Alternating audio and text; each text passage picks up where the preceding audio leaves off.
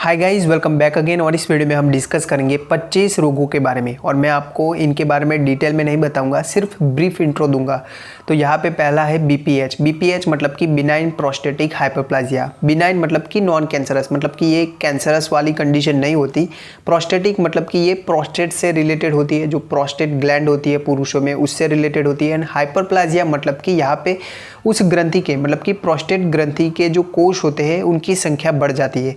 तो यहाँ पे क्या होता है, एक्चुअली में जो प्रोस्टेट ग्रंथि होती है उसकी सूजन बन जाती है, उसकी सूजन हो जाती है और उसकी वजह से वो पेशाब की जो मूत्र मार्ग होता है, यूरेथ्रा होता है, उसके ऊपर प्रेशर डालता है और जिसकी वजह से पेशाब करने में प्रॉब्लम रहती है। दूसरी कंडीशन है नेफ्राइटिस सिंड्रोम।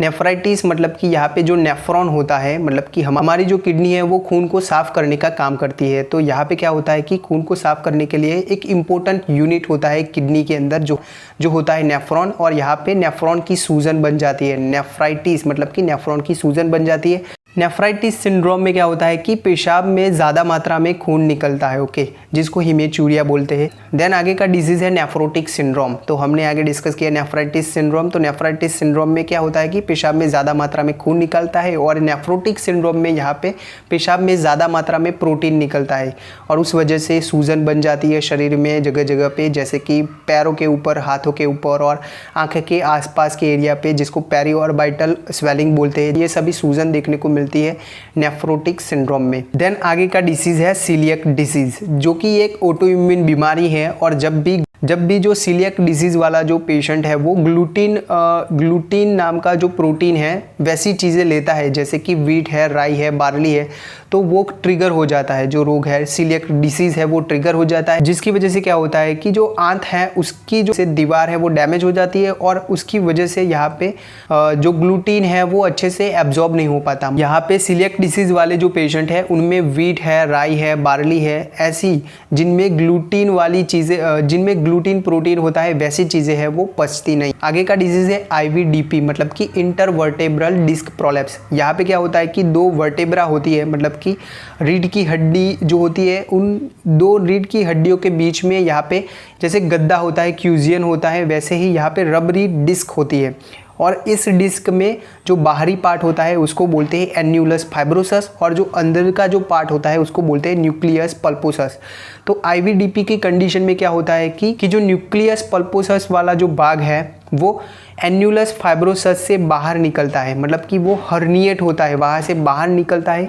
इस कंडीशन को डिस्क हर्निएशंस भी बोलते हैं और डिस्क प्रोलैप्स भी बोलते हैं। जो कंडीशन है वो डीजनरेटिव चेंजेस की वजह से, मतलब कि उम्र के बढ़ते जो गद्दी है वो घिस जाती है उस कंडीशन की वजह से, या फिर आर्थराइटिस है, देन एंकाइलोजिंग स्पॉन्डिलाइटिस की कंडीशन है, तो इन सभी कंडीशन की वजह से ट्रिगर होता है। हर्निएट हुआ जो डिस्क है वो कभी कभार नर्व्स के ऊपर प्रेशर डालता है, जिसकी वजह से वो जो नर्व्स है जिसको सप्लाई करती है वहाँ पे दर्द हो सकता है, वो भाग जो है वो सुन्न पड़ सकता है, कमज़ोर हो सकता है, ओके, सभी रह सकता है। जैसे कि अगर वो साइटिका जो नर्व होती है पैर को सप्लाई करती है, वो नर्व्स अगर उसके ऊपर प्रेशर आएगा तो यहाँ पे साइटिका रोग होगा। क्या होता है कि ऐसे पीछे से लेके पैरों के तलिए तक जो है दर्द होता है, वो ये कंडीशन भी रह सकती है। आगे का डिजीज़ है ऑस्टियोमाइलाइटिस। ऑस्टियो मतलब कि हड्डी, माइला मतलब कि बोन मैरो, हड्डी के बीच में होता है बोन मैरो, और आइटिस मतलब कि सूजन। तो यहाँ पे हड्डी और हड्डी के बीच का जो हिस्सा है उसकी सूजन बन जाती है, वो भी इन्फेक्शन की वजह से बन सकता है। इवेंचुअली क्या होता है कि ये जो कंडीशन है, मतलब कि ऑस्टियोमाइलाइटिस की कंडीशन है, वो क्रोनिक स्टेज में परिवर्तित होती है। और क्रोनिक स्टेज की कंडीशन में क्या होता है कि जो हड्डी है वो उसका नेक्रोसिस होता है, वो सड़ने लगती है और वहाँ से पस भी निकलता है। और पस जो है वो ऐसे साइनस मतलब कि ऐसे एक होल बन जाता है चमड़ी के ऊपर से ऐसे, तो उससे निकलता है पस। तो ये कंडीशन ऑस्टियोमाइलाइटिस हो सकती है। आगे का डिसीज़ है ऑस्टियोपिनिया और ऑस्टियोपोरोसिस। तो ये जो दोनों कंडीशन है वो ऑस्टियोपिनिया आगे जाके फिर ऑस्टियोपोरोसिस में कन्वर्ट होता है। और यहाँ पे एक्चुअली में होता क्या है, तो यहाँ पे अगर वर्ल्ड हेल्थ ऑर्गेनाइजेशन, विश्व आरोग्य संस्था के अकॉर्डिंग देखें तो बोन मिनरल डेंसिटी मतलब कि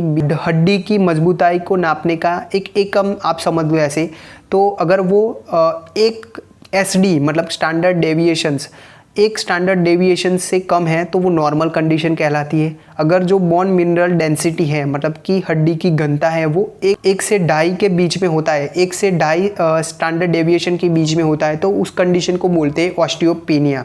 2.5 स्टैंडर्ड डेविएशन से ज़्यादा होता है तो उसको बोलते हैं ऑस्टियोपोरोसिस। मतलब कि ऑस्टियोपेनिया में थोड़ा जो हड्डी है वो कमज़ोर बनता है और ऑस्टियोपोरोसिस में वो इतना कमज़ोर हो जाता है कि छोटे छोटे स्ट्रेस भी फ्रैक्चर में परिवर्तित होते हैं।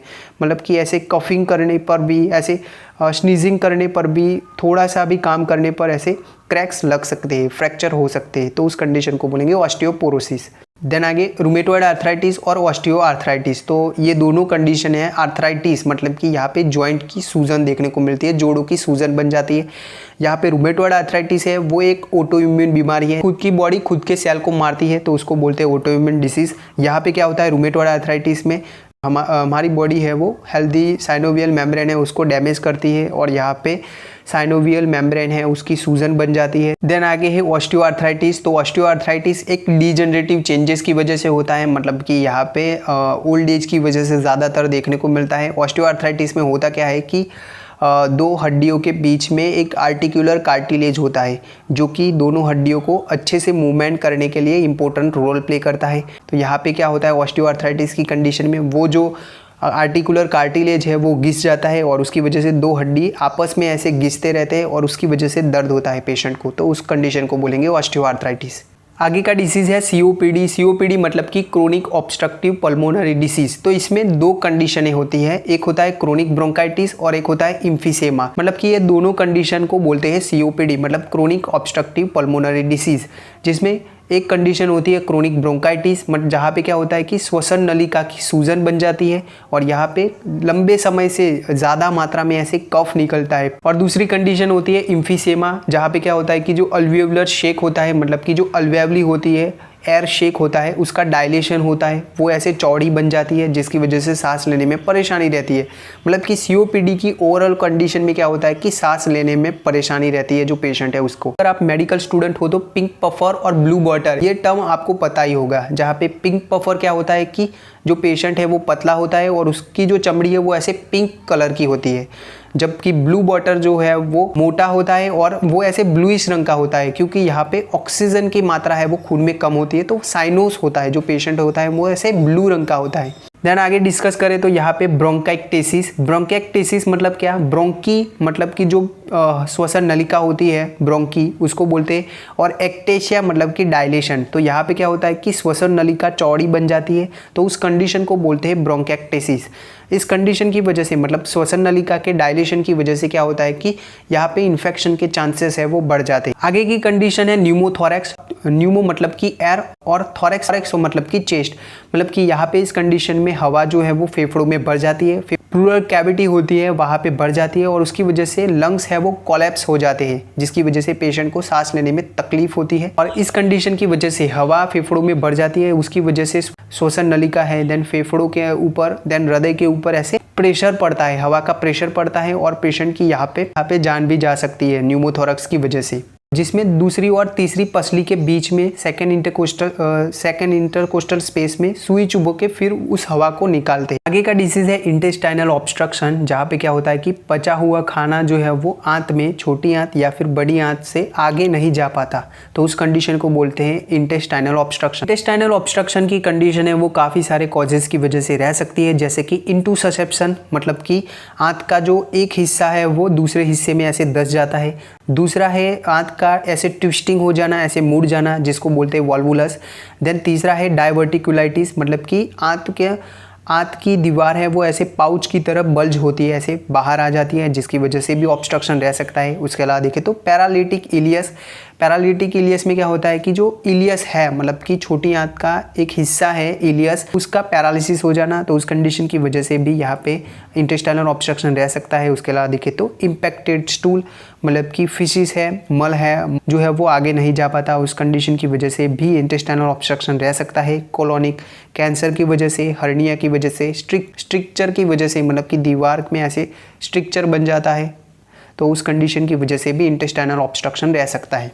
आगे के डिसीज़ है Crohn disease and ulcerative colitis. तो ये दोनों कंडीशन है जिसमें आंत की सूजन रहती है, जिसमें जो क्रॉन डिजीज़ है जहाँ पे छोटी आंत में ऐसे सूजन देखने को मिलती है ज़्यादातर, और यहाँ पे पेची इन्फ्लामेशन देखने को मिलता है, मतलब कि जगह जगह पे, ऐसा नहीं कि कंटिन्यू होता है यहाँ पे। और ये जो कंडीशन है क्रॉन डिजीज़ है, ये मुंह से लेके पाचन तंत्र के किसी भी भाग में हो सकता है। और ये जो कंडीशन है वो अल्सरेटिव कोलाइटिस से ज़्यादा डीप, ऐसे जो आंत की दीवार है उसको ज़्यादा डीप ऐसे इन्वॉल्व करता है, जबकि अल्सरेटिव कोलाइटिस है वो ज़्यादातर देखें तो बड़ी आंत में देखने को मिलता है, और यहाँ पे कंटिन्यूअस होता है, जो इन्फ्लामेशन होता है, सूजन होता है, वो ऐसे कंटिन्यू होता है, और यहाँ पे म्यूकोजा और सब म्यूकोजल जो लेयर है वही इन्वॉल्व होता है। देन आगे का डिसीज़ है हीमोक्रोमेटोसिस। तो ये एक हेरिडिटरी डिसीज़ है, मतलब कि जन्म से ही होने वाली बीमारी है, जहाँ पे क्या होता है कि ज़्यादा मात्रा में आयरन जो है वो, लोहा जो है वो एब्जॉर्ब होता है शरीर में, और उस वजह से जो ज़्यादा लोहा है वो स्टोर होता है अलग अलग ऑर्गन में, जैसे कि लीवर में हो सकता है, हार्ट में रह सकता है। उसके अलावा देखें तो पैंक्रियाज में जब ये लोहा जो है वो ज़्यादा मात्रा में स्टोर होता है तो उसकी वजह से डायबिटीज़ भी रह सकता है। और अगर लीवर में ऐसे लोहा जो है वो ज़्यादा मात्रा में स्टोर होता है तो उसको बोलते हैं हीमोक्रोमेटोसिस। आगे का डिसीज़ है विल्सन डिसीज़, जो कि एक जन्मजात बीमारी है, जहाँ पे क्या होता है कि हमने आगे डिस्कस किया कि हीमोक्रोमेटोसिस में लोहा जो है वो एक्यूमुलेट होता है लीवर में, जबकि यहाँ पे कॉपर जो है वो एक्यूमुलेट होता है लीवर में, ब्रेन में और दूसरे अंग में। और इस कंडीशन की वजह से, विल्सन डिसीज की वजह से ऐसे गोल्डन ब्राउन आइज देखने को मिलती है, देन पीलिया देखने को मिलता है पेशेंट में। आगे की कंडीशन है एनीमिया। एनीमिया मतलब कि खून की कमी। तो एक्चुअली में इसमें खून की कमी नहीं, बल्कि जो अंदर के रक्त कण होते हैं उनकी कमी रहती है। देन रक्त कण में भी हीमोग्लोबिन होते हैं, उनकी कमी रहती है, तो वो सभी जो होता है उसको बोलते हैं एनीमिया। इसमें देखें तो अलग अलग प्रकार के एनीमिया रह सकते हैं, जैसे कि आयरन डेफिशिएंसी एनीमिया, लोहे की कमी की वजह से एनीमिया देखने को मिलता है। देन थैलेसेमिया, जहाँ पे क्या होता है कि रक्त कणिका है, उनके जो हीमोग्लोबिन है वो नहीं होते, तो उस कंडीशन को बोलते हैं थैलेसेमिया। देन पर्नीशियस एनीमिया, जहाँ पे क्या होता है कि विटामिन B12 है वो खून की रक्त कणिकाओं को बनने के लिए इंपॉर्टेंट रोल प्ले करते हैं। B12 की कमी होगी तो अच्छे से रक्त कण नहीं बन पाएगी, और उस एनीमिया को बोलते हैं पर्नीशियस एनीमिया। जिसमें आगे देखें तो एप्लास्टिक एनीमिया। तो एप्लास्टिक एनीमिया की कंडीशन में क्या होता है कि बोन मैरो जो है वो नए सेल नहीं बनाती, ओके, जिसकी वजह से पैनसाइटोपेनिया, मतलब कि श्वेत कण है, रक्त कण है, और जो खून को जमाने वाली कणिका प्लेटलेट्स है उनकी कमी होती है, तो उसको बोलते हैं पैनसाइटोपेनिया। आगे का डिसीज़ है पोर्टल हाइपरटेंशन, जहाँ पे क्या होता है कि पोर्टल वेन जो होती है, जो कि 80% जो खून है वो आंतों से लेकर फिर लीवर की ओर आती है, उस पोर्टल वेन में यहाँ पे खून का बहाव बढ़ जाता है, ओके, खून का दबाव बढ़ जाता है, प्रेशर बढ़ जाता है, और उस कंडीशन को बोलते हैं पोर्टल हाइपरटेंशन। यहाँ पे अगर क्लिनिकली देखें तो 10 mmHg से ज़्यादा प्रेशर होता है तो उसको बोलते हैं पोर्टल हाइपरटेंशन। अगर 12 mmHg से ज़्यादा होता है तो उसकी वजह से वेराइशियल ब्लीडिंग भी देखने को मिलता है। आगे का डिसीज़ है बडी चेरी सिंड्रोम, जो कि क्या होता है कि हिपेटिक वेन है वहाँ पे ऑब्स्ट्रक्शन हो जाता है, तो ये जो कंडीशन है उसकी वजह से पोर्टल हाइपरटेंशन रह सकता है। आगे की कंडीशन है जॉन्डिस, जिसको बोलते हैं पीलिया। तो यहाँ पे बिलीरुबिन जो होता है, मतलब कि हमने आगे डिस्कस किया कि खून की रक्त कणिका टूटती है, देन उससे बनता है बिलीरुबिन, बिलीवर्डिन। तो यहाँ पे बिलीरुबिन जो है वो खून में बढ़ता है, अगर वो 3 mg/dl से ज़्यादा बढ़ता है तो उसको बोलते हैं जॉन्डिस, मतलब कि पीलिया।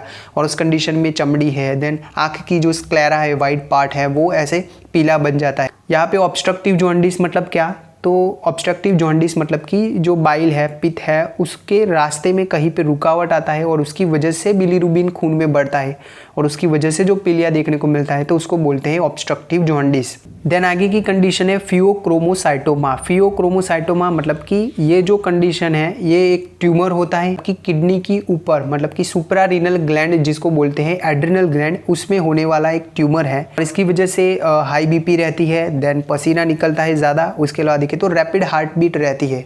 आगे का डिसीज़ है ग्रेव डिसीज़, जो कि एक ऑटोइम्यून बीमारी है और यहाँ पे क्या होता है कि थायराइड ज़्यादा खून में रिलीज होता है, मतलब कि ये जो कंडीशन है वो एक हाइपरथायरॉइडिज्म का एक कारण कह सकते हैं यहाँ पे ग्रेव डिसीज़ को। जिसमें देखें तो ग्रेव्स ऑप्थेल्मोपैथी, जहाँ पे क्या होता है कि आंखें ऐसे बड़ी बन जाती है, देन आँख के अंदर दर्द होता है, आँख के अंदर प्रेशर बढ़ता है, वो सभी रह सकता है। उसके अलावा देखें तो यहाँ पे ग्रेव्स डर्मोपैथी, जहाँ पे क्या होता है कि चमड़ी ऐसे लाल बन जाती है, ऐसे थिक बन जाती है, तो ये सभी रह सकता है ग्रेव डिसीज़ में। तो आई होप आपको इस वीडियो से कुछ जानने को मिला होगा। अगर आपको ऐसे वीडियो चाहिए तो आप कमेंट कर सकते हैं। Thank you.